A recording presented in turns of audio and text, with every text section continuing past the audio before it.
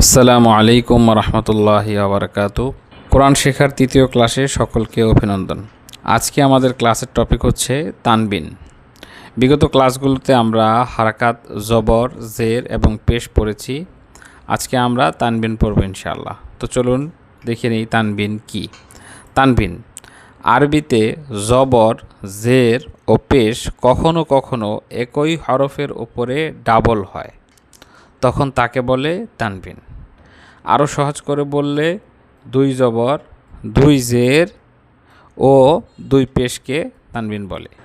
তানবিনের উচ্চারণ পদ্ধতি।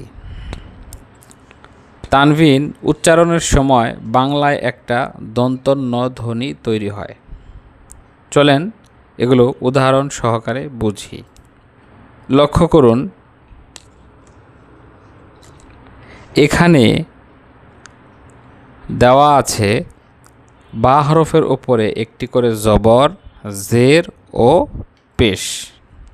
যেমন বা জবর বা, বা জের বি, বা পেশ বু। এই হরকতগুলো কিন্তু আমরা পূর্বের ক্লাসগুলোতে পড়েছি। এই যে এক জবর, এক জের, এক পেশ, জবর, জের, পেশ, এগুলোকে হরকত বলা হয়, এটাও আমরা জেনেছি। এবং এটার উচ্চারণ হবে যথাক্রমে বা, বি, ভু। পক্ষান্তরে যদি এখানে দুইটি জবর, দুইটি জের এবং দুইটি পেশ দেই, তাহলে সেটাকে বলা হবে তানবিন। যেমন বা দুই জবর বান, বা দুই জের বিন, বা দুই পেশ বুন।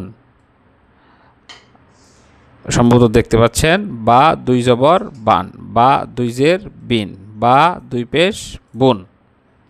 এখানে বার উপর ডাবল জবর, নিচে ডাবল জের, উপরে ডাবল পেশ হয়েছে, এগুলোকে বলে তানবিন।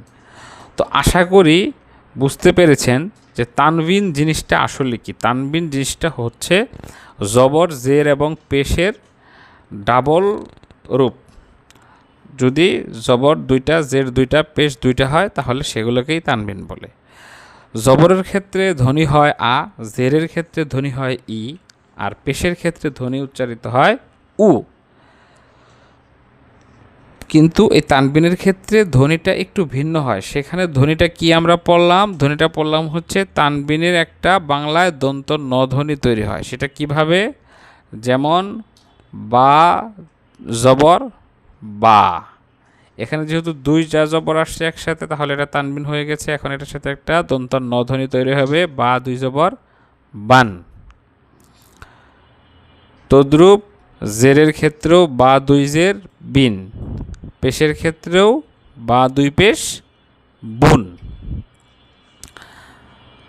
এই হচ্ছে মূলত তানবিন। আরবিতে তানবিনের কাজ এটাই।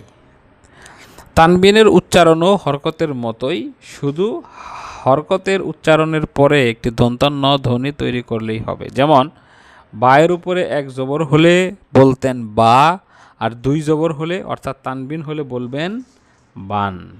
তাহলে বা জবর হলে যেমন উচ্চারণ ছিল তেমনই থাকবে, শুধু একটা দন্তান্ন ধ্বনি বাড়িয়ে দেবেন, হয়ে যাবে তানবিন উচ্চারণ।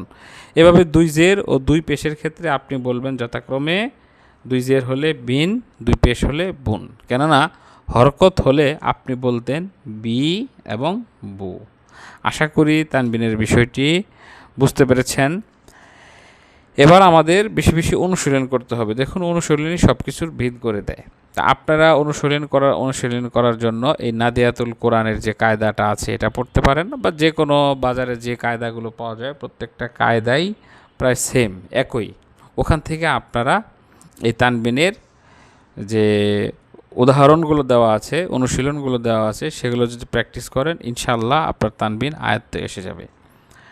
এখানে আপনাদেরকে আমি দুই একটা লাইন বলে দেই। যেমন হামজা দুই জবর আন, বা দুই জবর বান, তা দুই জবর তান।